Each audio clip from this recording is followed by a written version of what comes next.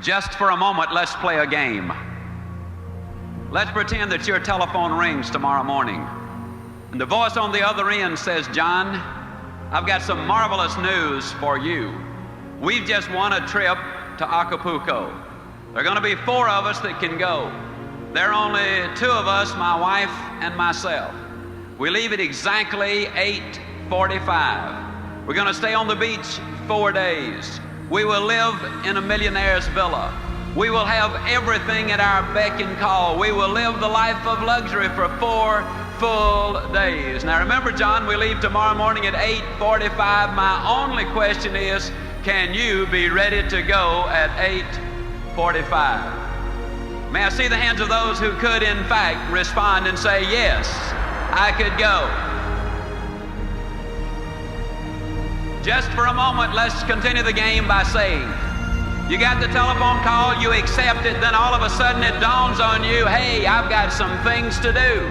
As a matter of fact, I've got to do this and this and this and this and this. And as a matter of fact, you turn to your wife and say, "Honey, I just don't know whether or not we can make it or not."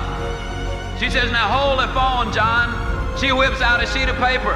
She says, "Now what's the first thing we got to do? What's the second thing? What's the third thing? What's the fourth thing? What's the fifth thing?" How many of you, honest to goodness, believe that during the next 24 hours you could get more done than you normally get accomplished in 3, 4, 5, 6 days? Would you hold up your hands, please? Here's my question, please. Why don't you go to Acapulco tomorrow? Every day of your life. Why don't you, in your own mind, say, "Tomorrow I go to Acapulco if I get this done today"? Do you realize that if you were to do that and schedule it and lay it out, that it would be just a matter of weeks before you could in fact go to Acapulco at any time that you wanted to, or anywhere else you wanted to go? I was coming in on the plane yesterday, which is generally the way I fly. And I was seated next to an old boy, and I couldn't help but notice he had his wedding band on this finger. Now I looked at him for a moment. I said, "Friend, you got your wedding band on the wrong finger." He said, "Yeah, I married the wrong woman."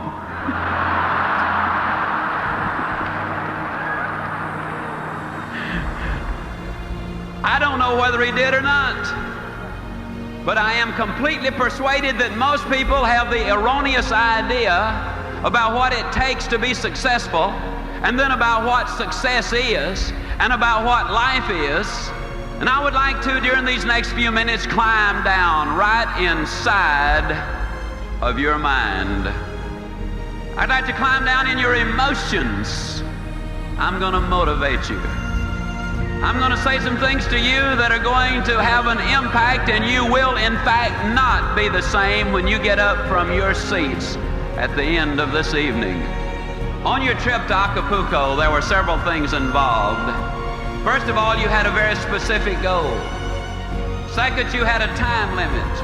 And third, you listed the obstacles, the things you had to do in order to get the trip to Acapulco. I'm going to talk to you tonight about goals. There are 4 basic reasons why people do not have goals. Number 1, they have not been sold. Now friends, I'm flat going to sell you on why you got to have them. I didn't say I wanted to. I didn't say I was going to try to. Didn't say I hope to. I flat said I'm going to sell you on why you must have them. The second reason a lot of people don't have goals is they do not know how to set those goals. I'm going to give you a basic formula for setting those goals that will be precise if you will follow it. The third reason a lot of people do not have goals is they have fear. You see, there's a certain amount of risk involved when you say, "This I'm going to do." Even if you do not tell anyone else, when you set a goal, there's a certain amount of risk involved. Then the fourth reason a lot of people do not have goals is because they have a poor self-image.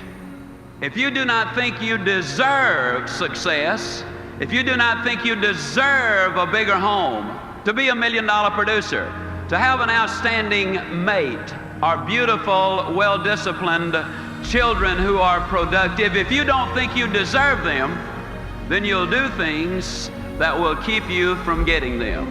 Let's look at number one. Let's sell you on the idea of having goals. Are they important? At Yale University in 1953, they did a study of the graduating seniors.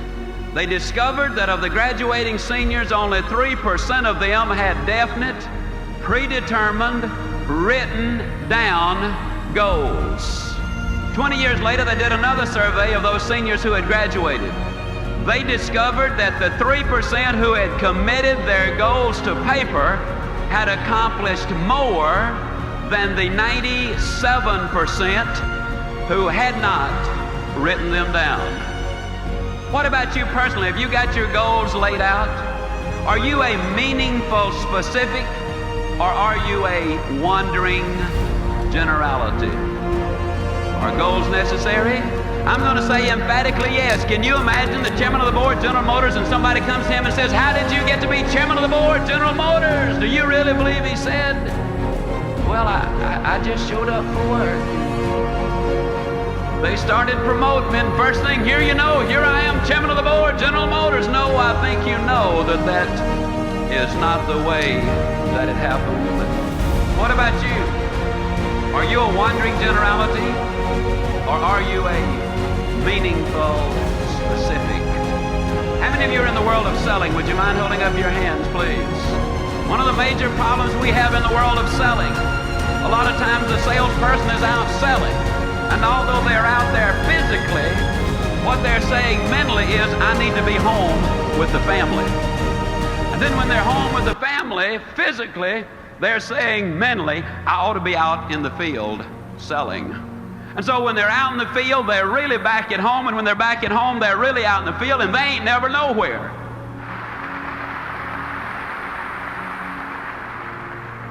People today complain of lack of time. It's not lack of time that's the problem, it's the lack of direction.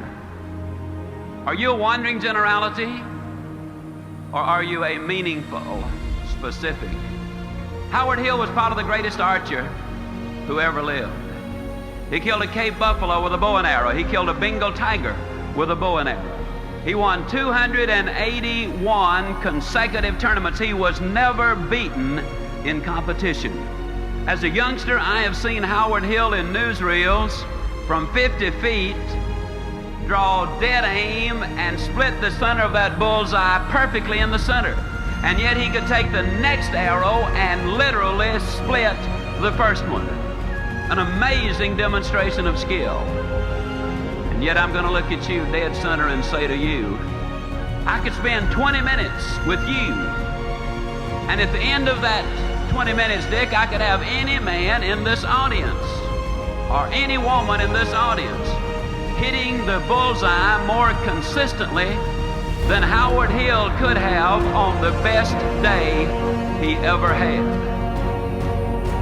provided we blindfolded Howard Hill and turned him around so he would not know which direction he was facing. And you rather obviously laugh and say, "Ziglar, that's silly." Of course. How could a man hit a target he could not see? That's a pretty good question. Here's another one. How can you hit a target you do not have? Have you got one? Are you a wandering generality, or are you a meaningful specific?